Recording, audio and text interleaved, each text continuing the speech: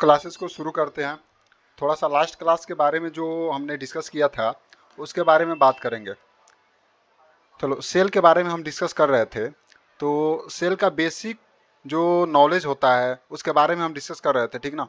तो इंट्रोडक्शन के बारे में मैंने बताया था कि सेल होता क्या है, उसका एग्जांपल मैंने दिया था कि घर में जैसे हम लोग घर बनाते हैं तो घर में छोटे छोटे ईंट मिल करके एक बहुत बड़ा घर बना देता है हमारा। वैसे ही एक लिविंग थिंग्स को बनाने के लिए एक काफ़ी छोटे यूनिट की ज़रूरत होती है, और वही छोटा यूनिट क्या है, सेल है हमारा। तो बहुत छोटे छोटे सेल से हमारा बॉडी बना हुआ है, और इसीलिए हम लोग एक सेल थ्योरी पढ़ रहे थे जिसका स्टेटमेंट ही था कि all the plant and animals are composed of cells और मेड अप ऑफ सेल्स। ठीक, ये सारे सेल थ्योरी हो गया। फिर बहुत सारे साइंटिस्ट का नाम भी हम लिए थे, जैसे कि न्यूक्लियस का खोज किया था रॉबर्ट ब्राउन ने।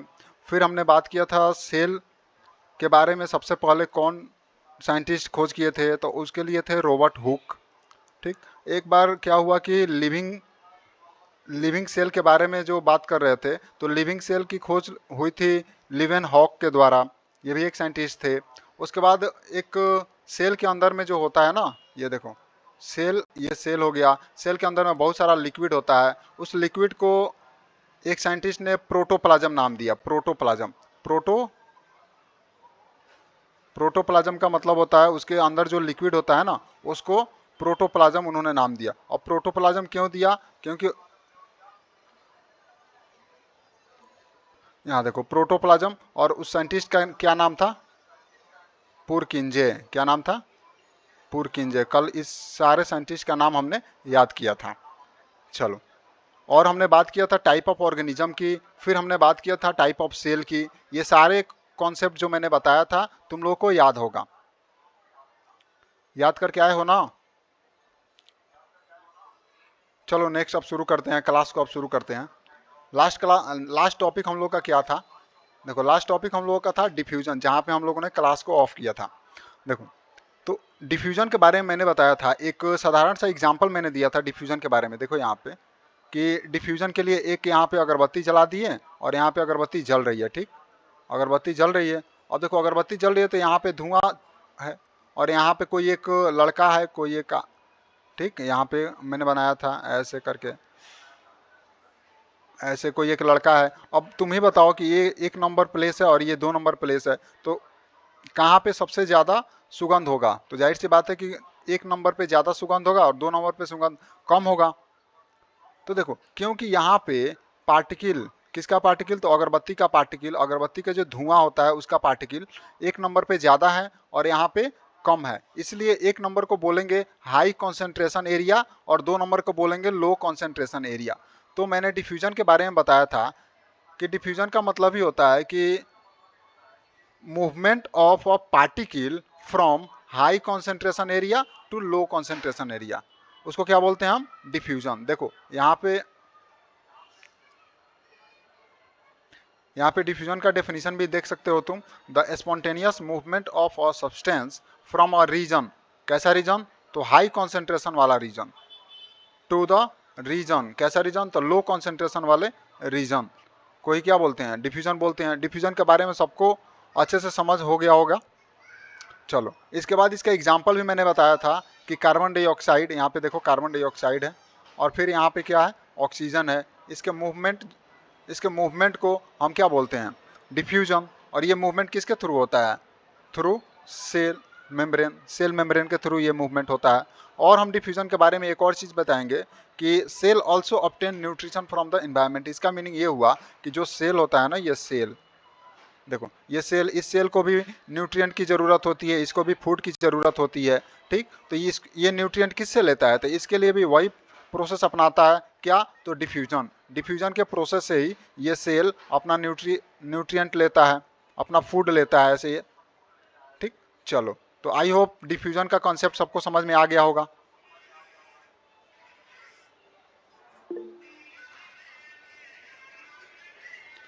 चलो नेक्स्ट टॉपिक हमारा है ऑस्मोसिस। चलो ऑस्मोसिस के बारे में हम बात करेंगे, ऑस्मोसिस में क्या मेजर होता है। चलो ऑस्मोसिस के बारे में हम बात करेंगे।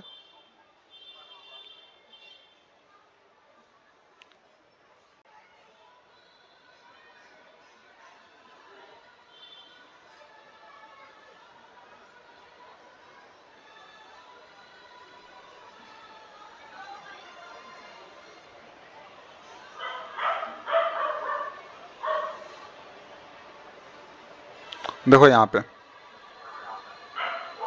ऑस्मोसिस समझाने के लिए थोड़ा सा बेसिक बताना पड़ेगा, क्योंकि बिना बेसिक ऑस्मोसिस नहीं समझ में आएगा। ऑस्मोसिस सबसे अलग टाइप का है। देखो यहाँ पे, देखो ऑस्मोसिस क्या होता है। तो यार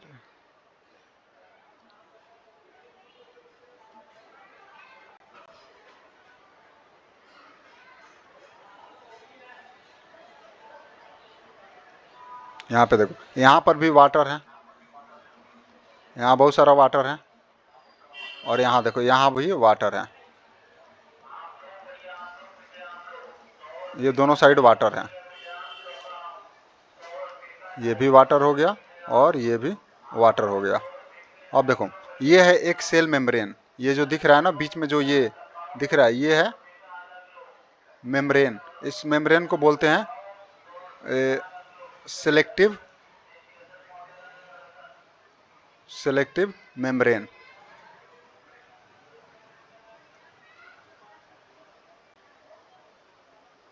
इसको बोलते हैं सेलेक्टिव मेम्ब्रेन। देखो क्या होता है, ऑस्मोसिस भी एक स्पेशल टाइप ऑफ डिफ्यूजन ही है। इसमें क्या होता है कि मूवमेंट होता है लिक्विड का। इसमें किसका मूवमेंट होता है? लिक्विड का। जैसे कि हम डिफ्यूजन में बात कर रहे थे कि किसी पार्टिकल का मूवमेंट होता है, वो सॉलिड पार्टिकल भी हो सकता है, लिक्विड पार्टिकल भी हो सकता है और गैस पार्टिकल भी हो सकता है। लेकिन ऑस्मोसिस एक स्पेशल कॉन्सेप्ट होता है डिफ्यूजन का, एक स्पेशल एग्जाम्पल होता है डिफ्यूजन का।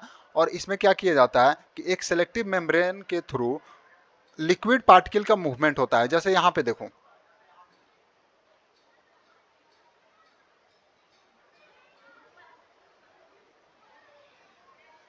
यहाँ पे देखो सॉलिड सॉलिड पार्टिकल यहाँ पे कुछ है, ये सॉलिड पार्टिकल हो गए। तो देखो यहाँ पे सॉलिड है और यहाँ पे सॉलिड नहीं है। तो देखो हम ये बोलेंगे कि इसमें केवल लिक्विड पार्ट है, और इसमें लिक्विड के साथ साथ ये जो येलो पार्ट है ना, इसको मैंने बोल दिया सॉलिड। तो सॉलिड पार्टिकल है। अब देखो यहाँ पे वाटर का कॉन्सेंट्रेशन यहाँ पे ज़्यादा होगा, क्योंकि यहाँ पे केवल और केवल वाटर ही है, और यहाँ पे वाटर के साथ कुछ सॉलिड मटेरियल भी है, इसलिए वहाँ यहाँ पे वाटर का कॉन्सेंट्रेशन एज कम्पेयर टू कम होगा। तो देखो वाटर का कॉन्सेंट्रेशन यहाँ कम है और यहाँ पे ज़्यादा है। ऐसे समझ लो कि एक नंबर में ज़्यादा है और एक दो नंबर में कम है। तो जाहिर सी बात है कि ऑस्मोसिस का जो फ्लो होता है ना, जो मूवमेंट होता है, वो हाई कॉन्सेंट्रेशन से लो कॉन्सेंट्रेशन होगा। तो यहाँ फ्लो होगा 1 to 2, एक से दो तरफ लिक्विड का मूवमेंट होगा। किसके थ्रू? तो सेलेक्टिव मेम्ब्रेन के थ्रू। और इसी प्रोसेस को क्या बोलते हैं? ऑस्मोसिस। अब यहाँ पे तुम यहाँ डेफिनेशन पढ़ के समझ सकते हो कि movement of water molecules through selectively permeable membrane along the concentration gradient. along concentration gradient का मीनिंग ही होता है कि high concentration to low concentration. इसी प्रोसेस को क्या बोलते हैं? ऑस्मोसिस। इसी प्रोसेस को क्या बोलते हैं? ऑस्मोसिस। और ऑस्मोसिस का एक एग्जांपल मैंने लिख रखा है कि plant cell tend to obtain water through osmosis. जो प्लांट सेल होते हैं ना, प्लांट सेल, यहाँ देखो, ये जो प्लांट सेल होते हैं, ये प्लांट सेल, इस प्लांट सेल को वाटर की रिक्वायरमेंट होती है। तो ये वाटर की रिक्वायरमेंट किससे लेते हैं? ऑस्मोसिस के थ्रू लेते हैं। देखो यहाँ पे बहुत सारा वाटर है, देखो यहाँ पे वाटर है, और ये वाटर अंदर जाना चाहता है। तो अंदर कैसे जाएगा? तो by the process osmosis. Osmosis के थ्रू जाएगा। चलो अब यहाँ पे और आगे बात करते हैं। आगे स्लाइड में देखो क्या है। चलो ये देखो,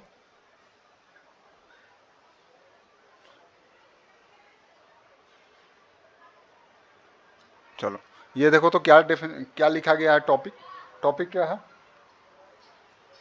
हाइपोटोनिक, हाइपरटोनिक और आइसोटोनिक। चलो चलो इसके बारे में हम पहले एग्जांपल लेंगे, उसके बाद हम डिस्कस करेंगे। यहाँ पे देखो, चलो यहाँ पे हाइपोटोनिक का डेफिनेशन हम कैसे लेंगे? देखो वाटर, वाटर में कभी किशमिश डाले हो?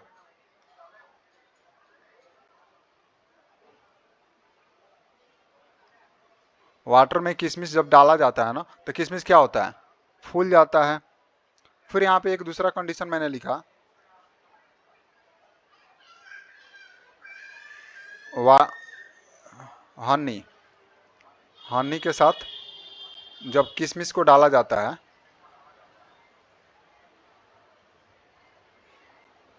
तब क्या कंडीशन होता है। और एक दूसरी कंडीशन आइसोटोनिक के बारे में हम ये समझ सकते हैं कि तुम वाटर ले लो, देखो, और फिर एक और कुछ ऐसा पत्थर डाल दो, स्टोन।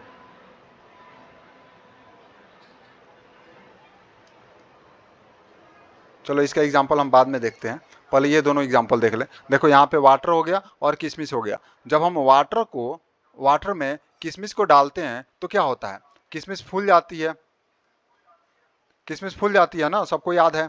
फिर यहाँ पे देखो हाइपरटोनिक में क्या होता है कि जब हम किशमिश को हनी में डालते हैं तो किशमिश सूख जाती है, ठीक, संक हो जाती है, श्रिंक होना उसको बोलते हैं, ठीक। और ये क्या प्रोसेस है, इसका अभी एग्जांपल मैंने नहीं बताया। आइसोटोनिक के बारे में मैं बता रहा हूँ कि आइसोटोनिक एक वैसा सॉल्यूशन होता है जिसमें दोनों का कॉन्सेंट्रेशन क्या होता है, सेम होता है। जैसे यहाँ देखो दो मटेरियल है तो इसमें इसमें कॉन्सेंट्रेशन और इसका कॉन्सेंट्रेशन, दोनों का कॉन्सेंट्रेशन डिफरेंस है।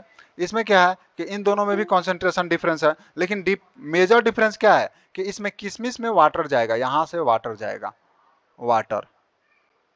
और इसमें क्या कंडीशन है, इसमें कंडीशन ये है कि किशमिश से फ्लो होगा, मूव, देखो किशमिश से मूवमेंट होगा और इसीलिए किशमिश इसमें क्या होगा, श्रिंक कर जाएगी। श्रिंक का मतलब होता है बिल्कुल सूख जाएगी। और यहाँ पे क्या होगा, स्वेल कर जाएगा। स्वेल का मतलब होता है फूल जाएगा। और यहाँ पे क्या कंडीशन होगा कि यहाँ पे दोनों बिल्कुल एज इट इज रहेंगे, जितना इधर से इधर जाएगा उतना ही मूवमेंट इधर से इधर जाएगा। तो आई होप ये हाइपरटोनिक, हाइपोटोनिक और आइसोटोनिक का डेफिनेशन तुम समझ गए होंगे, ठीक। इसके बारे में हम डिस्कशन करेंगे। देखो हाइपोटोनिक, हाइपरटोनिक और आइसोटोनिक के बारे में काफी डिटेल हम डिस्कशन करेंगे कि तीनों के बारे में क्या होता है, इसका रिजल्ट क्या होता है। देखो यहाँ पे सबसे पहले हम बात करेंगे किसकी, देखो यहाँ पे हाइपोटोनिक सॉल्यूशन की। हाइपोटोनिक सॉल्यूशन की जब हम बात करेंगे तो देखो हाइपोटोनिक सॉल्यूशन का कंडीशन क्या होता है। हाइपोटोनिक सॉल्यूशन का कंडीशन क्या होता है, medium surrounding the cell, medium surrounding the cell has higher water concentration than the cell. जब ऐसा कंडीशन होता है तो फिर क्या होता है, cell will gain water by osmosis and likely to swell up. ये जो फर्स्ट कंडीशन मैंने बताया,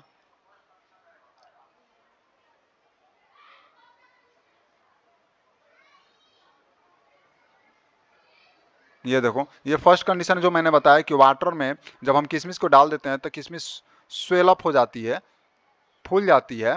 तो ये एग्जांपल किसका है, हाइपोटोनिक का। आई होप सबको कंप्लीट हो गया होगा। नेक्स्ट देखो, और इसमें एक और बात मैं बता दूं तुम्हें, चलो यहाँ आ जाओ, जब यहाँ पे आ ही गए हैं तो थोड़ा सा और बात कर लेते हैं। देखो यहाँ पे क्या होता है कि ऐसे देखो, ऐसे ये एक, ऐसे एक इसको बोल सकते हैं कोई ऑब्जेक्ट है जिसमें कि हम वाटर भरे हुए हैं, ठीक। ये वाटर हम भर दिए, ये देखो तो वाटर भर दिए, ये पूरा वाटर इसमें फुल है। अब इस फुल वाटर में हमने क्या किया कि किशमिश डाल दिया। किशमिश कैसा होता है जी, चलो किशमिश, रेड किशमिश नहीं, ग्रीन किशमिश ले लेते हैं। ये ग्रीन किशमिश ले लिए और ग्रीन किशमिश को हमने इसमें डाल दिया।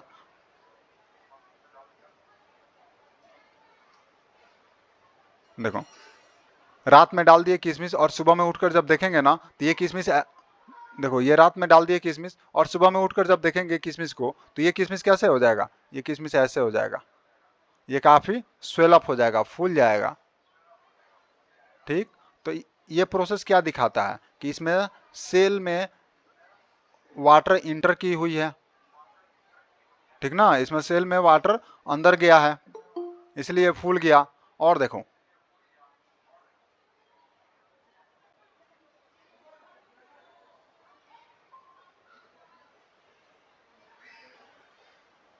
आदित्य, आज क्यों लेट ज्वाइन किए।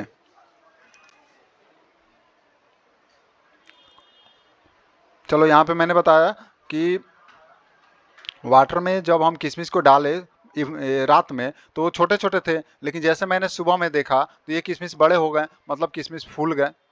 ये सेम कंडीशन इसमें भी होता है। देखो इसमें सेम कंडीशन हाइपरटोनिक में भी होता है। हाइपरटोनिक में कैसे समझेंगे कि जब हनी में हम किशमिश को डालेंगे तो ये किशमिश क्या करेगा, किशमिश बिल्कुल श्रंक कर जाएगा। श्रिंक करने का मतलब ये हुआ कि किशमिश सूख जाएगा। और किशमिश क्यों सूखेगा, क्योंकि किशमिश के अंदर का जो लिक्विड था ना वह हनी में मिल जाएगा। यहाँ पे देखो हाइपरटोनिक का डेफिनेशन सुनो। यहाँ पे हाइपरटोनिक मैंने डिस्कस कर दिया ऑलरेडी कि जो मीडियम होगा ना, मीडियम जो सराउंडिंग होगा वो सेल हायर वाटर कॉन्सेंट्रेशन होगा देन सेल। सेल के कंपेयर में हायर वाटर कॉन्सेंट्रेशन होगा, इसीलिए वह क्या करेगा, स्वेल अप कर जाएगा। देखो यही मेन बात है इसमें। हाइपोटोनिक में क्या होता है, स्वेल अप हो जाता है।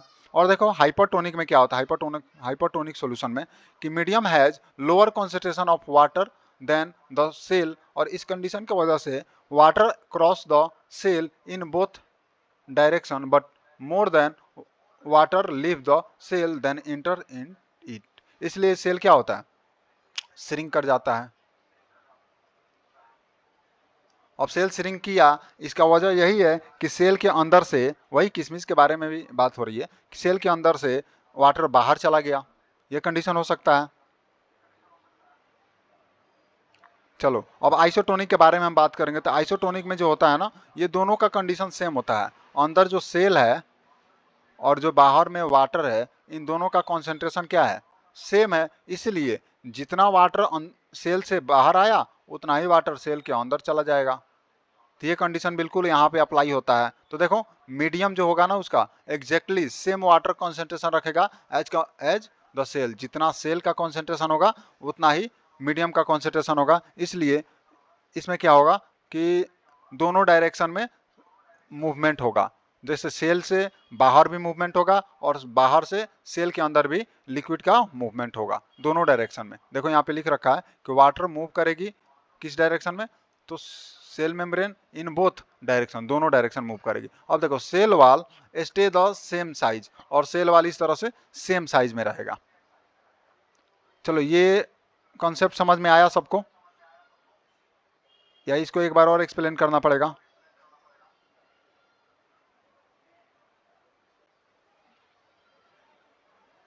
आवाज आ रही है सबको? Yes sir. हाँ हाँ, ऐसे बोल करके इन्फॉर्म करना है कि तुम लोग जगे हो। जगे हो ना, सोए नहीं ना हो कोई? चलो यहाँ पे आ नहीं जाओ। सर। हाँ ठीक है, यहाँ पे देखो समझ में आ रही है ना सारी चीजें?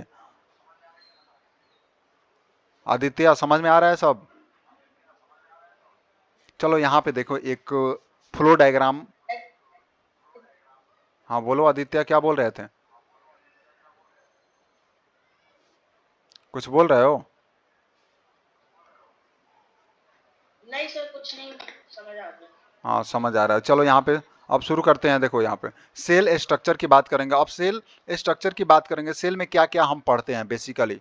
तो सेल में सबसे पहले हम क्या पढ़ते हैं, प्लाज्मा मेम्ब्रेन पढ़ते हैं, ठीक।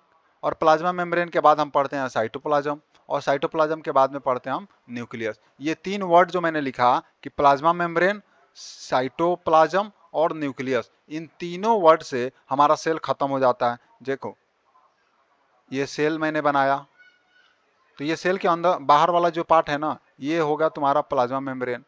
ये प्लाज्मा मेम्ब्रेन हो गया। और देखो सेल के अंदर में, यहाँ देखो सेल के अंदर में एक ऐसे गोल सा एक, बोल सकते हैं कि ऑर्गन होता है, जिसको हम बोलते हैं न्यूक्लियस। और ये न्यूक्लियस काफी इंपॉर्टेंट रोल प्ले करता है, काफी इंपॉर्टेंट रोल प्ले करता है, क्योंकि इसके बारे में भी हम डिटेल करेंगे। यहाँ पे देखो इसको मैंने बोल दिया न्यूक्लियस, इसको मैंने न्यूक्लियस बोल दिया, और देखो इसको न्यूक्लियस बोल दिया। और इसके अंदर बाहर देखो यहाँ पे ये साइटोप्लाज्म ये होता है, ये जो होता है ना, इसमें बहुत सारा लिक्विड होता है, बहुत सारा फ्लूइड होता है, और इस फ्लूइड के साथ ही बहुत सारा ऑर्गन भी होता है। और इसी सारे ऑर्गन को हम बोलते हैं ऑर्गेनल। इसको हम क्या बोलते हैं, ऑर्गेनल। देखो ये ऐसे ऐसे बहुत ऑर्गन होते हैं, ठीक। और इसमें माइटोकॉन्ड्रिया भी होती है, गोल्जी बॉडी भी होती है, और एंडोप्लाज्मिक रेटिकुलम भी होता है, और भी बहुत सारा ऑर्गेनल होता है। तो देखो मैंने बेसिक एक आइडिया दे दिया तुम लोगों को कि सेल के बारे में हम कैसे कैसे मूव करेंगे। सबसे पहले यहाँ प्लाज्मा मेम्ब्रेन के बारे में पढ़ेंगे, फिर हम पढ़ेंगे साइटोप्लाज्म को अभी लास्ट में पढ़ेंगे, उसके बाद हम पढ़ेंगे न्यूक्लियस के बारे में, और फिर हम साइटोप्लाज्म के बारे में पढ़ेंगे। चलो, तो ये तो बेसिक कॉन्सेप्ट पता चल गया कि हम कैसे कैसे अब मूव करने वाले हैं। पहले प्लाज्मा मेम्ब्रेन के बारे में पढ़ेंगे कि मेम्ब्रेन होता क्या है, ठीक। कि मेम्ब्रेन के बारे में पढ़ने के बाद हम पढ़ेंगे कि न्यूक्लियस, और फिर उसके बाद पढ़ेंगे साइटोप्लाज्म। देखो साइटोप्लाज्म में और चीजें मैंने दे रखा है कि साइटोप्लाज्म में ही सारे ऑर्गेनल होते हैं। ऑर्गेनल के बारे में मैंने कल डिस्कस कर दिया था। सेल ऑर्गेनल जो होते हैं उसका कुछ एग्जांपल्स मैंने तुम लोगों को दिया था। कौन कौन एग्जांपल थे, तो एंडोप्लाज्मिक रेटिकुलम था, उसी में रॉफ एंडोप्लाज्मिक रेटिकुलम होता है, स्मूथ एंडोप्लाज्मिक रेटिकुलम होता है, माइटोकॉन्ड्रिया, गोल्जी बॉडी को ही गोल्जी एपैरेटस भी कहते हैं, प्लास्टिड्स होता है, लाइसोसोम होता है, वैक्यूल्स होते हैं। ये सारे के सारे सेल ऑर्गेनल है, और ये सारे सेल ऑर्गेनल के बारे में हम काफी डिस्कस करने वाले हैं, और काफी एक्सप्लेन अच्छे से करेंगे, और काफी डिटेल्ड एक्सप्लेन करेंगे, ठीक ना। चलो आगे हम पहले बात करते हैं प्लाज्मा मेम्ब्रेन के बारे में, क्योंकि टाइम वेस्ट तो करना नहीं है। चलो आगे देखो, ये आ गया प्लाज्मा मेम्ब्रेन हमारा। चलो, ये प्लाज्मा मेम्ब्रेन के बारे में हम कैसे कैसे पढ़ेंगे, तो देखो सबसे पहले पढ़ेंगे कि प्लाज्मा मेम्ब्रेन किसका बना होता है। तो प्लाज्मा मेम्ब्रेन बना होता है लिपिड का, और फिर प्लाज्मा मेम्ब्रेन बना होता है किसका, प्रोटीन का। तो ये ध्यान रखना है, प्लाज्मा मेम्ब्रेन बना होता है लिपिड का और प्रोटीन का।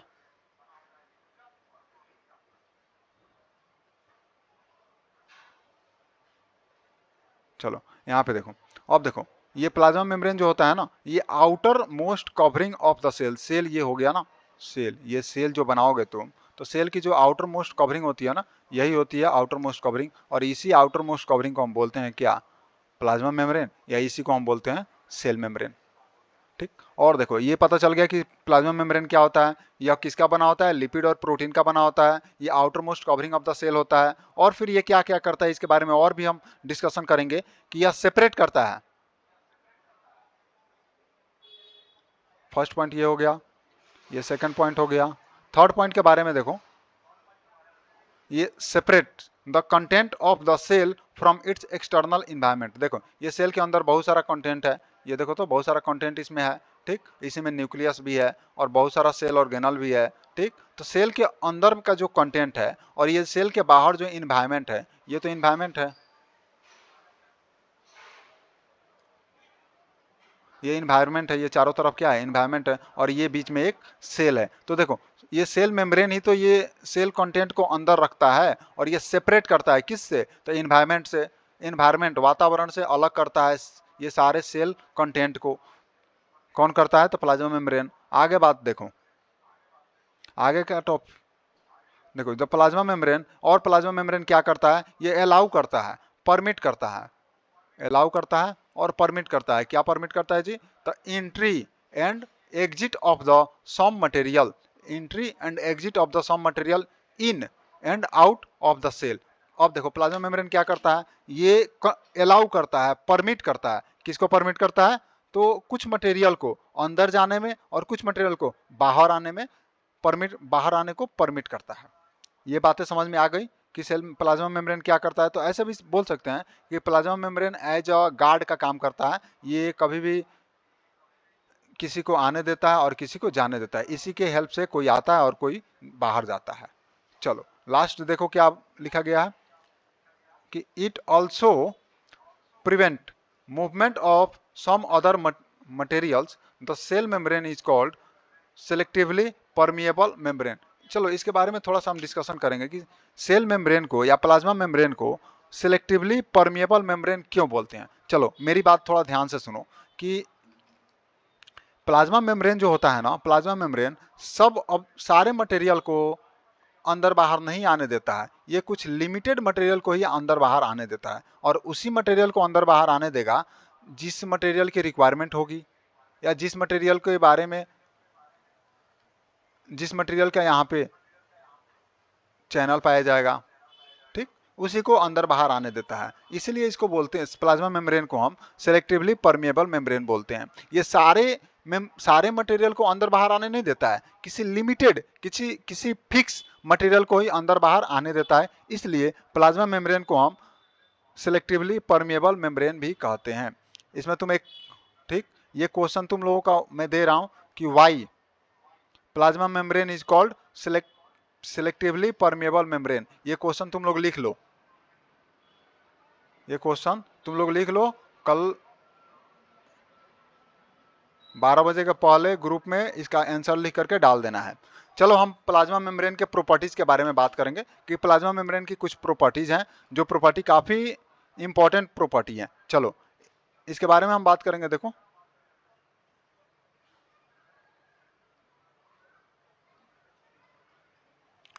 देखो यहाँ पे इट इज फ्लेक्सिबल, ये फ्लेक्सिबल होता है। फ्लेक्सिबल का मतलब फ्लेक्सिबल क्यों होता है, तो इसके फ्लेक्सिबिलिटी का एक ही रीजन है। कौन सा रीजन है कि ये बना होता है लिपिड का और फिर बना होता है प्रोटीन का, इसलिए फ्लेक्सिबल होता है। समझ में आ गया कि प्लाज्मा मेम्ब्रेन फ्लेक्सिबल होता है। भाई फ्लेक्सिबल क्यों होता है, तो ये लिपिड का बना होता है और प्रोटीन का बना होता है, इसलिए फ्लेक्सिबल होता है। और ये लिपिड और प्रोटीन क्या होते हैं, तो ये लिपिड और प्रोटीन एक तरह का ऑर्गेनिक मॉलिक्यूल्स होते हैं। चलो ये समझ में आ गया काफी अच्छे से। अब देखो इसकी जो फ्लेक्सिबिलिटी है ना, अब फ्लेक्सिबिलिटी कैसे हेल्प करती है इसके बारे में हम बात करेंगे कि फ्लेक्सिबिलिटी देखो ये इनेबल्स करती है किसको, सेल को, क्या करने के लिए, टू इनगल्फ करने के लिए, क्या, इन food and other from the external environment. इस बात को थोड़ा सा ध्यान से तुम लोग समझो कि फ्लेक्सिबिलिटी क्या होती है। देखो अगर कोई हार्ड सब्सटेंस है उसको तुम चाहोगे कि उसमें कुछ हम इंटर करा दे, जैसे कि ईंट हो गया, ईंट में अगर तुम चाहते हो कुछ चीज हम उसमें एंट्री करा दें तो कैसे कराओगे बताओ, तो नहीं करा पाओगे। ईंट में, पत्थर में कुछ चीज एंट्री कराना चाहोगे तो कर पाओगे, नहीं कर पाओगे, क्योंकि वो पत्थर वो ईंट सब हार्ड है। और कोई प्लोथिन है, प्लोथिन में पानी भर रखे हो और उस पानी में तुम चाहते हो कुछ चीज हम एंट्री करा दें, तो उसमें आसानी से एंट्री करा दोगे, हो जाएगी ना एंट्री। तो इसी प्रोसेस को हम क्या बोलते हैं, एंडोसाइटोसिस। आई होप एंडोसाइटोसिस सबको समझ में आ गया होगा। चलो अब हम बात करते हैं इसके एग्जाम्पल की, एंडोसाइटोसिस क्या क्या एग्जाम्पल है। तो देखो अमीबा जो होता है ना, अमीबा के बारे में मैंने कल लिखवा दिया था कि अमीबा एक यूनिसेलुलर ऑर्गेनिज्म होता है, ठीक है। अमीबा के बारे में मैंने बता दिया है। तो अमीबा क्या करता है, अमीबा एक्वायर करता है क्या, फूड एक्वायर करता है, किसके थ्रू, तो प्लाज्मा मेम्ब्रेन के थ्रू। और प्लाज्मा मेम्ब्रेन के थ्रू फूड एक्वायर करता है, और फिर किस प्रोसेस के थ्रू करता है, तो यही एंडोसाइटोसिस का प्रोसेस के थ्रू फूड एक्वायर करता है। इस स्लाइड में किसी को कोई डाउट, उत्तम, आदित्य, सोनू, किसी भी तरह का डाउट, नो डाउट। चलो आगे चलते हैं, किसी को कोई दिक्कत नहीं है। ये देखो ये स्लाइड आ गया,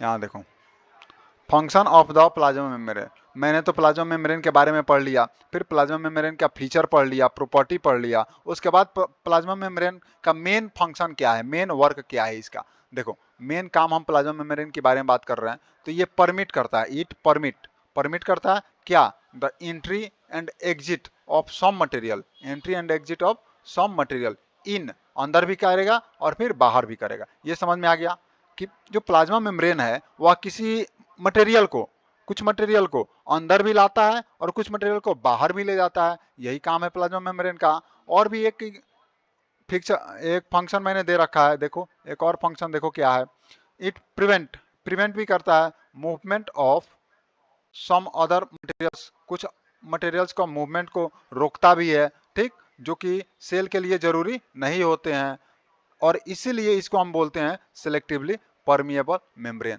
चलो यहाँ पे और तुम्हें कंप्लीटली क्लियर हो गया कि selectively permeable membrane plasma membrane को क्यों बोलते हैं। ऐसे बोल सकते हैं कि प्लाज्मा मेम्ब्रेन को हम सिलेक्टिवली परमिएबल मेम्ब्रेन क्यों बोलते हैं। ये काफी अच्छे से तुम लोगों को क्लियर हो गया, कोई इसमें डाउट नहीं होगी आई होप। चलो नेक्स्ट स्लाइड पे हम चलते हैं।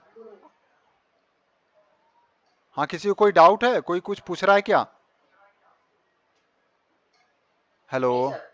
हाँ ठीक है, टॉपिक समझ में आ रहा है ना अच्छे से? Yes sir. हाँ चलो ठीक है, अब नेक्स्ट टॉपिक हम देखते हैं। देखो सेल वाल, सेल वाल के बारे में कल मैंने बहुत डिस्कस किया था, सबको याद भी होगा आई होप, याद है ना सबको? Yes sir. Animal animal cell में सेल वॉल नहीं होता, प्लांट सेल में होता प्लांट है। सेल में होता है, गुड, नाइस। यही होप थी, यही आशा मैं करता हूँ कि तुम लोग नोट्स को काफी ध्यान से पढ़ते हो। चलो, नोट्स पढ़ोगे उतना ही मुझे पढ़ाने में काफी मजा आने वाला है। यहाँ देखो, ये मैंने बना दिया एक प्लाज्मा मेम्ब्रेन, एक सेल मैंने बना दिया, ये सेल है एक। और इस सेल के बाहर देखो मैं क्या बना रहा हूँ,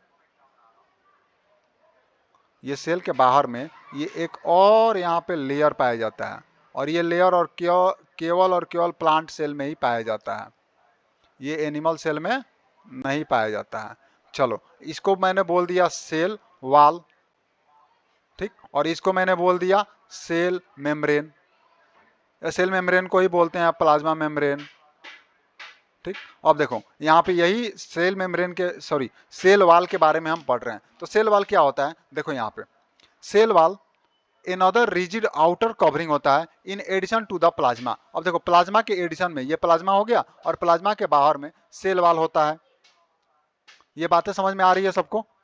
चलो, अब यहाँ पे देखो सेल वाल क्या हो गया, तो रिजिड होता है, ये भी समझो रिजिड होता है, और फिर आउटर कवरिंग होता है in addition to plasma membrane, plasma membrane के बाहर में होता है। चलो यहाँ पे देखो, membrane found in plant cell, और ये जो ये किस में पाया जाता है, प्लांट सेल में ही केवल पाया जाता है। और जो सेल वाल होता है ना, cell wall lies outside the plasma membrane, मैंने अभी यहाँ पे तुम लोग को समझा दिया कि ये जो, ये देखो ये तुम्हारा सेल वाल हो गया, और ये तुम्हारा सेल मेम्ब्रेन या फिर प्लाज्मा मेम्ब्रेन हो गया। तो ऐसे यहाँ पे दिख रहा है कि सेल वाल प्लाज्मा मेम्ब्रेन के बाहर में है। चलो यहाँ पे देखो, the plant cell wall is mainly compose of cellulose, यहाँ पे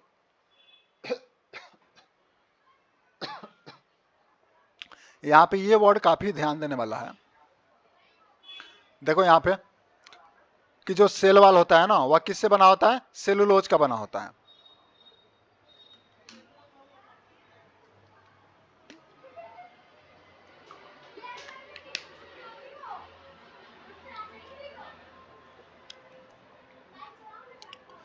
ये जो प्लांट सेल वॉल होता है, ये किसका बना होता है, सेलुलोज का बना होता है, ठीक। अब सेलुलोज क्या होता है, तो ऐसे समझो कि सेलुलोज भी एक तरह का ऑर्गेनिक मटेरियल होता है, दैट्स इट। और ये काफी कॉम्प्लेक्स ऑर्गेनिक मटेरियल होता है। देखो यहाँ पे लिखा भी है कि cellulose is a complex substance, cellulose is a complex substance होता है विच प्रोवाइड, क्या प्रोवाइड करता है, तो structural structural strength of the structural strength to the plant. यहाँ देखो, यहाँ एक चीज मैं तुम लोगों को बताना चाहूंगा कि एनिमल एनिमल और प्लांट, इनमें अगर फिजिकली अगर मेजर डिफरेंस पूछेंगे ना, तो ये काफी हार्ड होता है, ये सबको पता है, और ये सॉफ्ट होते हैं, ये तो पता है। अब देखो ये सॉफ्ट एंड हार्ड क्यों होते हैं, इसके पीछे का एक ही रीजन मैं तुम लोगों को दूंगा, इसके सेल, इसमें सेल वाल एब्सेंट रहता है, यही एक रीजन है, इसमें सेल वाल एब्सेंट रहता है।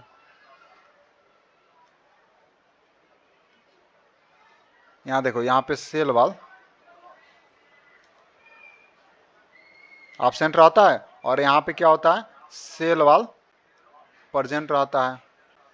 ये चीजें समझ में आ गई होगी सबको? देखो, एनिमल का जो स्किन होता है ना, वह काफी सॉफ्ट होता है, और प्लांट का जो स्किन होता है ना, वह काफी हार्ड होता है। और ये सॉफ्ट एंड हार्ड के पीछे का एक ही रीजन है, और क्या रीजन है, कि एनिमल में सेल वाल नहीं पाया जाता है, और प्लांट में सेल वाल पाया जाता है। चलो, अब नेक्स्ट स्लाइड पर चलते हैं। चलो, अब हम पढ़ेंगे कि सेल वाल का क्या फंक्शन है, कि सेल वाल करता क्या है इस पूरे प्लांट सेल में। चलो यहाँ पे देखो तो, कि सेल वाल का फंक्शन के बारे में बताया गया है कि सेल वाल परमिट करता है, किसको परमिट करता है, सेल को, सेल्स ऑफ प्लांट, प्लांट के सेल को परमिट करता है। और देखो एक और बात यहाँ पे दिया गया है कि सेल वाल किस में पाया जाता है, तो सेल वाल देख लो, इसमें सेल वाल तुमको प्लांट में पाया जाता है, और सेल वाल तुमको फंजाई में पाया जाता है, और सेल वॉल तुमको बैक्टीरिया में भी पाया जाता है। ये सेल वॉल केवल और केवल एनिमल सेल में नहीं पाया जाता है, बाकी सारे टाइप के सेल में पाया जाता है। प्लांट सेल में जो पाया जाता है ना, वह किसका बना होता है? वह सेलुलोज का बना होता है। सेलुलोज का बना होता है। जो फंजाई में पाया जाता है वह जो सेल वॉल होता है ना, वह काइटिन का बना होता है। ये एक्स्ट्रा इन्फॉर्मेशन मैं दे देता हूँ तुम लोगों को, ताकि आगे जब बायोलॉजी पढ़ोगे ना तो काफी इंटरेस्टेड लगेगा। चलो, बैक्टीरिया जो होता है ना, बैक्टीरिया में सेलुलोज, बोल सकते हो कि तुम सेलुलोज का भी बना होता है, सेलुलोज का बना होता है। और एक और चीज इसमें होता है जिसको मैं बोलता हूँ फॉस्फोलिपिड, लेकिन उस चीज को मैं नहीं लिखवाऊंगा, काफी डीप हो जाएगा और काफी अलग है, इसलिए मैं नहीं लिखवाऊंगा। ऑलमोस्ट सेलुलोज का ही बना होता है। चलो आगे हम बात करेंगे। यहाँ पे देखो, तो सेल वॉल किस में पाया जाता है? प्लांट में, फंजाई में और फिर बैक्टीरिया में पाया जाता है। टू, किस लिए पाया जाता है? विथ स्टैंड वेरी डाइल्यूट, मतलब hypotonic solution, external media without busting. देखो यहाँ पे फंजाई हो गया, बैक्टीरिया हो गया और प्लांट हो गया, ये सारे के सारे वेरी डाइल्यूट सॉल्यूशन में अपने आप को सरवाइव कर पाए। डाइल्यूट का मतलब क्या होता है बताओ तो, किसी को कुछ पता है?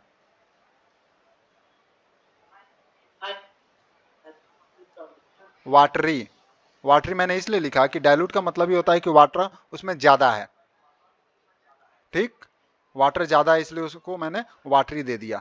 चलो यहाँ पे देखो, external media, external media without busting. अब देखो एक्सटर्नल जो मीडियम है ना, उसका एक्सटर्नल मीडियम काफी डाइल्यूट है, काफी हाइपोटोनिक है। इसी वजह से वह हो सकता है कि बस्ट हो जाए, मतलब फूल कर बस्ट हो जाए, फट जाए। इसलिए इसको बचाने के लिए क्या दिया गया है? सेल वॉल दिया गया है। तो पता चल गया कि सेल वॉल क्यों दिया गया है प्लांट में, फंजाई में और बैक्टीरिया में। चलो आगे हम बात करते हैं दूसरे फंक्शन की, कि cells can withstand much greater changes in the surrounding medium than animal cell. देखो, एनिमल सेल और प्लांट सेल में यहाँ पे डिफरेंस बताने की कोशिश किया गया है कि सेल्स कैन विथ स्टैंड कर सकता है, रह सकता है, much greater changes, much greater change मतलब बहुत सारे परिवर्तन होने पर भी काफी आसानी से प्लांट सेल रह सकता है, as compare to animal cell. Animal cell नहीं रह सकता है। ये बातें समझ में आ गई? चलो यहाँ पे अब दूसरे स्लाइड की तरफ हम चल रहे हैं। अब दूसरे स्लाइड पे हम देखो प्लाज्मोलाइसिस पढ़ेंगे। अब प्लाज्मोलाइसिस क्या होता है?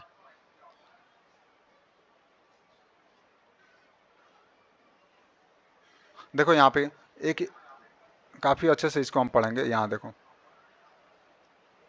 ये हो गया तुम्हारा एक प्लांट सेल, और इस प्लांट सेल में ये हो गया तुम्हारा सेल वॉल, और इसके अंदर में ये क्या होगा पता है सब लोगों को? मैं क्या बना रहा हूँ, क्या बना रहा हूँ?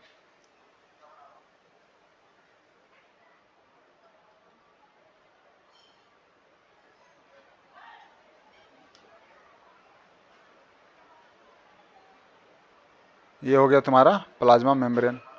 देखो ये प्लाज्मा मेम्ब्रेन हो गया। अब देखो क्या होता है प्लाज्मोलाइसिस का डेफिनेशन मैं समझा रहा हूँ तुम लोगों को, समझो थोड़ा ध्यान से। प्लाज्मोलाइसिस का मतलब ही होता है कि यहाँ से जो लिक्विड था, यहाँ जो भी लिक्विड था ना, जो भी फ्लूइड था जिसको तुम साइटोप्लाज्म बोल रहे थे, यहाँ से लिक्विड बाहर निकल गया। तो जब यहाँ से लिक्विड बाहर निकल जाएगा तो ये देखो सेल वाल जो है ना, सेल वाल तो एज इट इज रहेगा, लेकिन ये जो सेल मेम्ब्रेन है ना, ये काफी श्रिंक कर जाएगा। देखो ये वाटर निकल गया, ये वाटर जब बाहर निकल गया तो ये देखो कैसे सेल हो जाएगा। ये देखो ये सेल, ऐसे सेल वाल तो ऐसे ही रहेगा, इस पे कोई असर नहीं पड़ेगा। ये सेल वाल ऐसे के ऐसे ही रहेगा। लेकिन इसका जो ये है ना सेल मेम्ब्रेन, इसमें का वाटर तो निकल गया, तो जब वाटर निकल गया तो ये क्या हो जाएगा? देखो तो ऐसे हो जाएगा, ऐसे ऐसे ऐसे ऐसे ऐसे छोटा सा पड़ जाएगा। ये छोटा सा सेल मेम्ब्रेन हो जाएगा, या इसी को प्लाज्मा मेम्ब्रेन भी बोलते हैं। और देखो इसी प्रोसेस को क्या बोलते हैं? प्लाज्मोलाइसिस। प्लाज्मोलाइसिस समझ सकते हो इसको कि when a living plant cell, देखो यहाँ पे डेफिनेशन भी लिख रखा है कि जब when living plant cell loss क्या तो वाटर किसके थ्रू, थ्रू ऑस्मोसिस, ऑस्मोसिस के थ्रू ही जाएगा क्योंकि ये सेल मेम्ब्रेन है। देखो तो there is a shrinkage, shrinkage हो गया, देखो श्रिंकेज हो गया, काफी सूख गया, और contraction of the content of the cell, cell से कंटेंट काफी कम हो गया, कॉन्ट्रैक्ट हो गया, श्रिंकेज कर गया फ्रॉम सेल वॉल, ठीक। और इसी फेनोमेना को हम क्या बोलते हैं, प्लाज्मोलाइसिस। ये समझ में आ गया ना सबको, किसी कोई डाउट प्लाज्मोलाइसिस में? Aditya, no sir.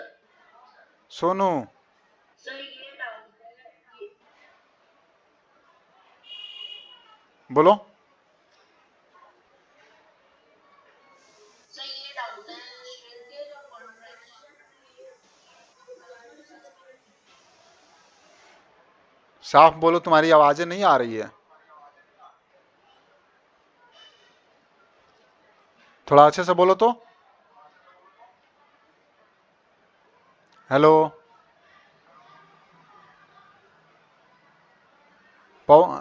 Aditya, sir. हाँ बोलो, आ रही है, बोलो।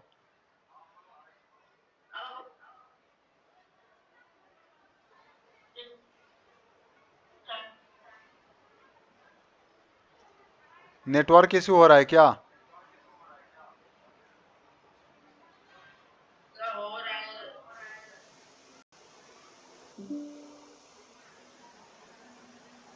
चलो यहाँ पे देखते हैं। चलो प्लाज्मोलाइसिस पहले कंप्लीट कर लिए कि प्लाज्मोलाइसिस, देखो मुझे लग रहा है तुम्हारा क्वेश्चन ये है कि ये श्रिंकेज क्यों कर गई। तो श्रिंकेज करेगी नहीं, इसमें का जो लिक्विड कंटेंट था ये तो बाहर निकल गया, वाटर बाहर निकल गया, तो वाटर जब बाहर निकल जाएगा तो ये देखो ये श्रिंक कर जाएगी। जैसे कि हम लोग पोलोथीन में पानी भर देते हैं और उस पानी को जैसे हम बाहर निकाल देते हैं तो पोलोथीन क्या होती है, पिचक जाती है, श्रिंक कर जाती है।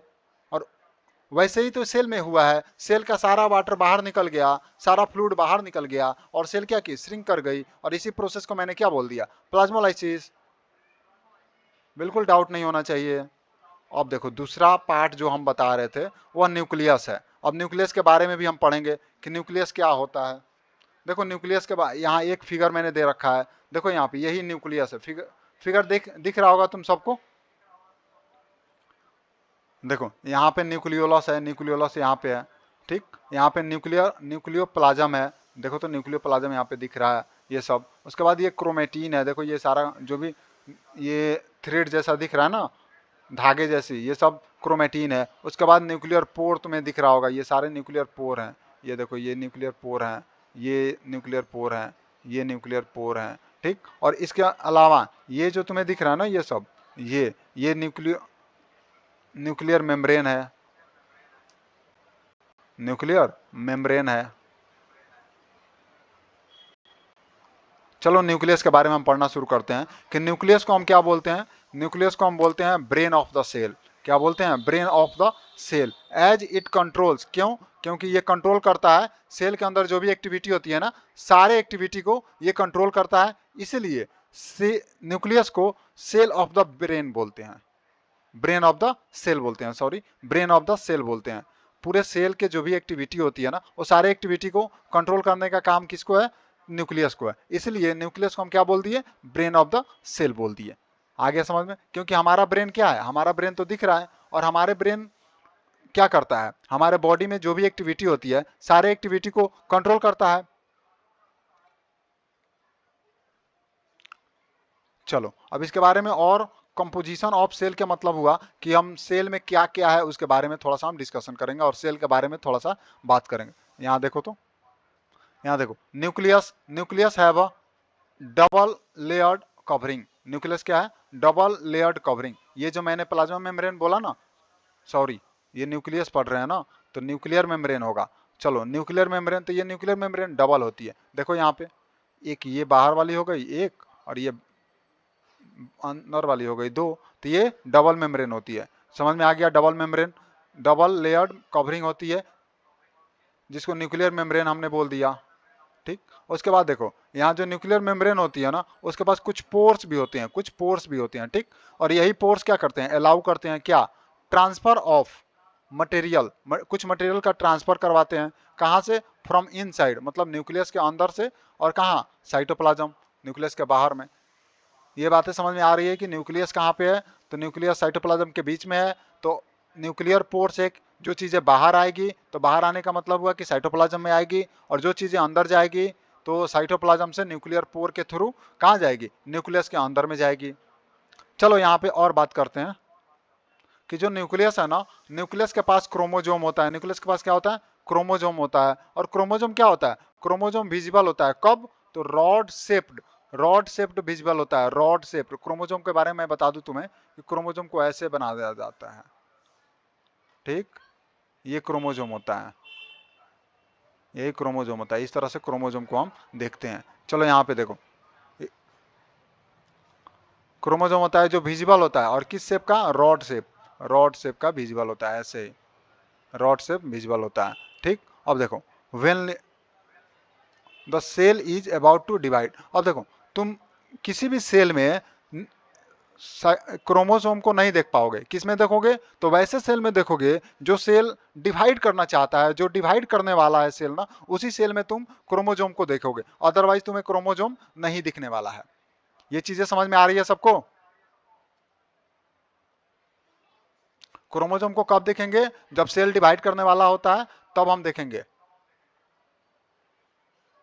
अब देखो, क्रोमोजोम का फंक्शन के बारे में हम बात कर लेते हैं थोड़ा सा कि क्रोमोजोम क्या करता है। तो देखो, क्रोमोजोम जो होता है ना, वह इंफॉर्मेशन को रखता है। और कैसा इंफॉर्मेशन है जी? तो for inheritance of feature from parents to next generation in the form of a DNA molecule. देखो, यहाँ पे क्रोमोजोम के बारे में इंफॉर्मेशन दिया है कि क्रोमोजोम क्या करता है। क्रोमोजोम क्या करता है? तो इंफॉर्मेशन को कंटेन करता है, इंफॉर्मेशन रखता है। कैसा इंफॉर्मेशन? तो हमारे पेरेंट से जो फीचर हमको मिलेगा, उसी इंफॉर्मेशन को क्रोमोजोम में रखा जाता है। वही इंफॉर्मेशन क्रोमोजोम में रखा जाता है। देखो, तो ये बातें समझ में आ गई कि क्रोमोजोम कैसा इंफॉर्मेशन रखता है। तो वैसा इंफॉर्मेशन रखता है जो इंफॉर्मेशन हमें पेरेंट से मिलता है। ठीक, और वो किस फॉर्म में मिलता है? तो इन द फॉर्म ऑफ डीएनए। देखो यहाँ पे, इन the form of DNA molecule. अब डीएनए के बारे में बहुत सारा चीज पढ़ना है। डीएनए के बारे में पहले तुम ये समझ लो कि डीएनए का फुल फॉर्म क्या होता है, ये याद कर लो। डीएनए का फुल फॉर्म होता है deoxy ribo nucleic acid. Deoxy ribo nucleic acid, ये तुम याद कर लो कि डीएनए का फुल फॉर्म यही होता है। चलो यहाँ पे और आगे हम डीएनए के बारे में भी थोड़ी बातें पढ़ेंगे। उसके बाद देखो क्रोमोजोम के बारे में आगे क्या लिखा है। क्रोमोजोम किसका बना होता है जी? तो क्रोमोजोम में डीएनए भी होता है, और क्रोमोजोम में प्रोटीन भी होता है। देखो, क्रोमोजोम में डीएनए भी होता है, और क्रोमोजोम में प्रोटीन भी होता है। चलो यहाँ पे देखो, डीएनए मॉलिक्यूल्स कंटेन, क्या कंटेन करता है? इंफॉर्मेशन। डीएनए मॉलिक्यूल के पास भी इंफॉर्मेशन होता है। कैसा इंफॉर्मेशन होता है? जो नेसेसरी होते हैं, जो काफी जरूरी होते हैं। किसके लिए? For constructing and organizing the cells. एक सेल को बनाने में और एक सेल को चलाने में, ऑर्गेनाइज करने में जो भी इंफॉर्मेशन नेसेसरी होता है ना, वो सारे इंफॉर्मेशन कहाँ होता है? डीएनए के मॉलिक्यूल के पास होता है। ये बातें समझ में आ गई कि डीएनए क्या होता है और क्रोमोसोम क्या होता है। काफी अच्छे से मैंने एक्सप्लेन कर दिया। और जब तुम इस चीज को पढ़ोगे ना, तो जो चीजें मैंने बताया है वो चीज तुम्हें काफी आसानी से समझ में आएगी। चलो यहाँ पे देखो, यहाँ पे एक और एक्स्ट्रा पॉइंट दे रखा है कि फंक्शनल सेगमेंट ऑफ डीएनए। जो फंक्शनल सेगमेंट ऑफ डीएनए होता है ना, उसको हम बोलते हैं जीन। देखो यहाँ पे डीएनए के बारे में तुम लोग ऐसे देखा होगा, ऐसे ऐसे डीएनए हम बता देते हैं, और यहाँ पे ऐसे ऐसे डीएनए होता है, ऐसे ऐसे, ये डीएनए हो गया। अब देखो, इसका कुछ चीजें मैं बताऊं। यहाँ पे देखो, तो मान लो कि ये एक डीएनए का सेगमेंट है। ये है तुम्हारा डीएनए, और ये है एक डीएनए का सेगमेंट। ठीक, और ये सेगमेंट एक स्पेशल फंक्शन के लिए, एक स्पेशल वर्क के लिए जाना जाता है। ठीक, ये समझ लिए। और इसी सेगमेंट ऑफ डीएनए को हम बोलेंगे जीन, क्योंकि इस पे एक अलग तरह का इंफॉर्मेशन होगा प्रोटीन बनाने का। चलो, ये बातें हम समझ गए कि जीन क्या होता है। तो जीन एक सेगमेंट ऑफ डीएनए होता है जो एक स्पेशल फंक्शनल के लिए जाना जाता है, जिसपे एक स्पेशल इंफॉर्मेशन होता है किसी एक्टिविटी के लिए, किसी किसी एक्शन को डिनोट करने के लिए। चलो, और आगे देखो पढ़ेंगे इन नॉन डिवाइडिंग सेल। अब देखो नॉन डिवाइडिंग सेल, वहां तो हम समझ लिए कि क्रोमोजोम जो है वो डिवाइडिंग सेल में देखने को मिलता है, लेकिन नॉन डिवाइडिंग सेल में हम क्या देखेंगे? तो नॉन डिवाइडिंग सेल में हम क्या देखेंगे? This DNA is present as a part of chromatin, as a part of chromatin material. देखो ये तो समझ लिए कि डिवाइडिंग सेल में कौन सा से डिवाइडिंग सेल में क्या पाया जाएगा? क्रोमोजोम। और नॉन डिवाइडिंग सेल में क्या पाया जाएगा? डिवाइडिंग सेल में क्या पाया जाएगा? क्रोमोजोम। और नॉन डिवाइडिंग सेल में क्या पाया जाएगा? Chromatin material. देखो मैं अभी बताऊंगा क्रोमोजोम, क्रोमेटिन और डीएनए क्या होता है, मैं तुम लोगों को अभी बताऊंगा, पहले इस टॉपिक को खत्म कर लेने दो। चलो यहाँ पे देखो नेक्स्ट टॉपिक देखो तो क्या है? नेक्स्ट टॉपिक है कि chromatin material is visible. Chromatin material क्या होता है? विजिबल होता है as entangled mass of the thread like structures. ये भी सेंटेंस नहीं समझ में आ रहा होगा, मैं अभी चीजें क्लियर करूंगा, अभी 2 मिनट वेट करो तुम लोग। Whenever the cell is about to divide the chromatin material gets organized into chromosome and perform the cell division, और सेल डिवीजन करता है। ये चीजें नहीं समझ में आई होगी, मैं अभी तुम लोग को बताऊंगा, पहले इस टॉपिक को खत्म कर लेने दो। यहाँ पे देखो अब हम न्यूक्लियस के फंक्शन के बारे में बात करेंगे कि न्यूक्लियस क्या क्या फंक्शन करता है। अभी तुम लोग को क्रोमोसोम, क्रोमेटिन और डीएनए के बारे में थोड़ी सी इंफॉर्मेशन दूंगा फिगर बना करके, ताकि तुम लोगों को ये चीजें कंप्लीट हो जाए। चलो यहाँ पे देखो फंक्शन ऑफ न्यूक्लियस के बारे में बात कर रहे हैं कि न्यूक्लियस क्या क्या फंक्शन करता है। देखो न्यूक्लियस प्ले न्यूक्लियस प्ले कौन सा रोल प्ले करता है? तो सेंट्रल रोल प्ले करता है। सेंट्रल रोल प्ले करता है किसमें? इन सेलुलर रिप्रोडक्शन में। रिप्रोडक्शन का मतलब हुआ कि एक सेल से दो सेल का बनना, एक ऑर्गेनिज्म से दो ऑर्गेनिज्म का बनना, ये रिप्रोडक्शन होता है। और सेलुलर रिप्रोडक्शन का मीनिंग ही होता है कि एक सेल से दो सेल का बनना। एक सेल से, ये मैंने कल ही बताया था ना, ये एक सेल है, ये एक सेल कन्वर्ट हो गया किसमें? दो सेल में। ये छोटे छोटे दो सेल में कन्वर्ट हो गया, इसी को बोलते हैं सेलुलर रिप्रोडक्शन। अब देखो सेंट्रल रोल में किसमें? तो सेलुलर रिप्रोडक्शन में। इस सेल में जो न्यूक्लियस होगा वही न्यूक्लियस बताएगा कि इस सेल को डिवाइड करना है और दो छोटे छोटे सेल बनाना है। चलो यहाँ पे देखो it is the process by which a single cell divide करता है और फॉर्म करता है टू न्यू सेल। आ गया समझ में सबको? चलो यहाँ पे नेक्स्ट देखो नेक्स्ट फंक्शन क्या है न्यूक्लियस का? तो it also plays a crucial part. It also plays a crucial part. Crucial part कौन सा पार्ट है जी? तो अलोंग विद द एनवायरमेंट के साथ काफी क्रूशियल रोल प्ले करता है। अब देखो इन डिटरमाइन करने में क्या डिटरमाइन करता है? The way the cell will develop, कैसे सेल डेवलप करेगा, and what form it will exhibit, और कौन सा फॉर्म ये एग्जिबिट करेगा एट मैच्योरिटी। मैच्योरिटी पे कौन सा फॉर्म ये एग्जिबिट करेगा। ये सारी इंफॉर्मेशन, ये सारे के सारे एक्शन किसके थ्रू लिए जाते हैं? न्यूक्लियस के थ्रू। कि सेल क्रूशियल रोल में कैसे अपने आप को सर्वाइव करेगा, कैसे अपने आप को एग्जिबिट करेगा, मैच्योरिटी तक सेल को कैसे ले जाना है, सेल को बड़ा कैसे करना है, सेल को डिवाइड कैसे करना है, ये सारे एक्टिविटी किसके द्वारा कंट्रोल होते हैं? न्यूक्लियस के द्वारा कंट्रोल होते हैं। इसीलिए न्यूक्लियस को सेल का ब्रेन बोला जाता है। ओके यहाँ पे देखो क्या लिखा है? By directing the chemical activity of the cell. ये सारे के सारे जो होते हैं ना, ये सारे जो एक्टिविटी तुम देख रहे हो ना, कि मैं बोल रहा हूँ कि ये देखो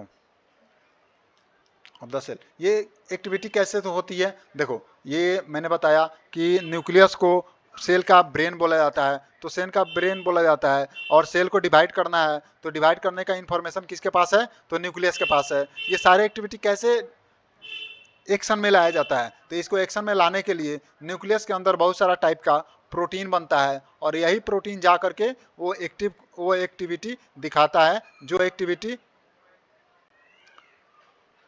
करना है उसको, सेल को जो एक्टिविटी कराना है ना सेल न्यूक्लियस को, वो एक्टिविटी के लिए उसने प्रोटीन बनाया और वो प्रोटीन भेज दिया। प्रोटीन जा करके सेल को इन्फॉर्म करेगा कि तुमको अब डिवाइड करना है, या फिर तुमको इस कंडीशन में कैसे सरवाइव करना है। ये बातें समझ में आ गई होगी सबको? चलो एक लास्ट टॉपिक हमारा है न्यूक्लियोइड। देखो न्यूक्लियोइड में क्या होता है, न्यूक्लियोइड के बारे में भी हम थोड़ा सा पढ़ लेंगे। न्यूक्लियोइड क्या होता है? देखो यहाँ पे कुछ ऑर्गेनिज्म में, और ये ऑर्गेनिज्म क्या है? बैक्टीरिया। बैक्टीरिया जैसे ऑर्गेनिज्म। बैक्टीरिया क्या है? कल ही मैंने बताया था बैक्टीरिया क्या है। प्रोकैरियोटिक सेल है। बैक्टीरिया क्या है? प्रोकैरियोटिक सेल है।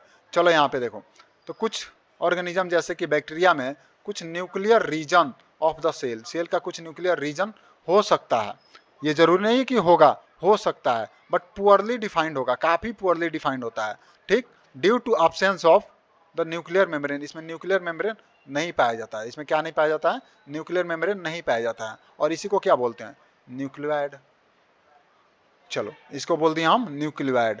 और यहाँ पे देखो, such an undefined nuclear region, जो कंटेन करता है क्या? न्यूक्लिक एसिड को, इसी को क्या बोलते हैं? न्यूक्लियोइड बोल दिए। देखो यहाँ पे मैं एक चीज़ तुमको बताना चाहूँगा। ये देखो, मैंने बताया था प्रोकैरियोटिक और यूकैरियोटिक के बारे में, कल ही मैंने डिफरेंस बताया था। इसमें देखो, इसमें न्यूक्लियस थे, न्यूक्लियस था ना, nucleus present, sorry nucleus absent था, इसमें गलती हो गया, इसमें न्यूक्लियस एब्सेंट था और इसमें न्यूक्लियस प्रेजेंट था। ये समझ में आ गया। लेकिन इसमें न्यूक्लियोइड प्रेजेंट है, ये ध्यान रखो, न्यूक्लियोइड प्रेजेंट है और इसमें न्यूक्लियस प्रेजेंट है, इसलिए न्यूक्लियोलस की कोई ज़रूरत ही नहीं है, सॉरी न्यूक्लियोइड की कोई ज़रूरत ही नहीं है। न्यूक्लियस प्रेजेंट है और न्यूक्लियस ही वो सारे काम कर देता है जो न्यूक्लियोइड प्रोकैरियोटिक सेल में करता है, इसलिए यूकैरियोटिक सेल में न्यूक्लियोइड की ज़रूरत नहीं है और न्यूक्लियस इसमें काफ़ी है। चलो एक चीज़ें मैंने जो छोड़ रखा था उसके बारे में मैं यहाँ पे बता देता हूँ। देखो यहाँ पे देखो,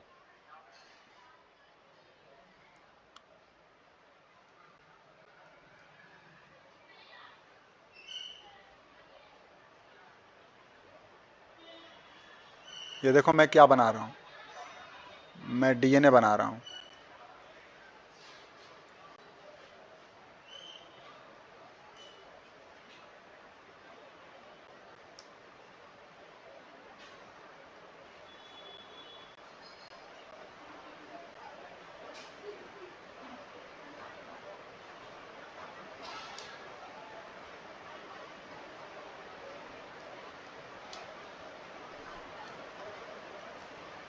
ये जो मैं बना रहा हूँ ना, इसको थोड़ा ध्यान से तुम लोग देखना। देखो यहाँ पे,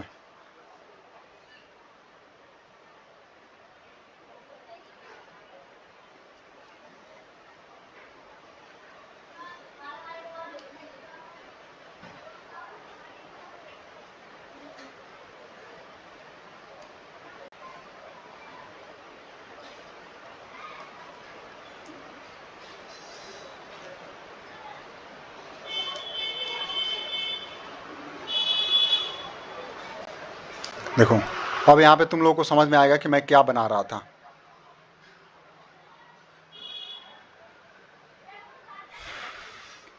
यहाँ पे देखो, ये यहाँ से ले करके, देखो यहाँ पे, यहाँ से ये जो तुम्हें दिख रहा है ना, ये लंबा सा, यहाँ से लेकर के यहाँ तक, ये जो रीजन है ना, ये रीजन है तुम्हारा डीएनए, ये डीएनए है, ठीक। और ये जो दिख रहा है ना तुम्हें, ये पोर्शन, ये है क्रोमेटीन, ये क्या है? क्रोमेटीन। और ये जो रीजन दिख रहा है ना, ये है तुम्हारा क्रोमोजोम, क्रोमोसोम। देखो ये क्रोमोजोम हो गया। देखो मैं क्या बताना चाहता हूँ, डीएनए काफी ओपन फॉर्म में होता है, ठीक। और जो क्रोमेटीन होता है ना, डीएनए में थोड़ा सा हम अगर क्वाइल्ड फॉर्म ला देंगे, थोड़ा सा उसको कंप्रेस कर देंगे तो क्रोमेटीन बन जाएगा, और क्रोमेटीन को फर्दर काफी ज्यादा कंप्रेस कर देंगे तो वो क्रोमोजोम बन जाएगा। ये चीजें मैं बताने वाला था और ये चीजें मैंने तुम लोगों को बता दिया, ठीक। अब देखो एक और इन्फॉर्मेशन मैं देना चाहूंगा तुम लोगों को कि एक छोटे से सेल के अंदर जो डीएनए होता है ना, उस डीएनए की लंबाई कितनी होती है, यहाँ पे मैं तुम लोगों को दे देता हूँ। देखो कितनी होती है, 2.2 मीटर। अब 2.2 मीटर का अंदाजा तुम कैसे लगाओगे? तो जो साड़ी होता है ना, उस साड़ी की लंबाई होती है 5 मीटर, और साड़ी का हाफ कर दोगे तो उसका हाफ होता है डीएनए। तो समझ लो कि इतने छोटे से सेल में इतना बड़ा डीएनए कैसे होता है। तो जाहिर सी बात है कि इसको हम कंप्रेस फॉर्म में करके और उसमें डाले होंगे। ये बातें सब चीज समझ में आ गई सबको? किसी को कोई डाउट नहीं? Okay, thank no you. Sir. Okay, thank you so much.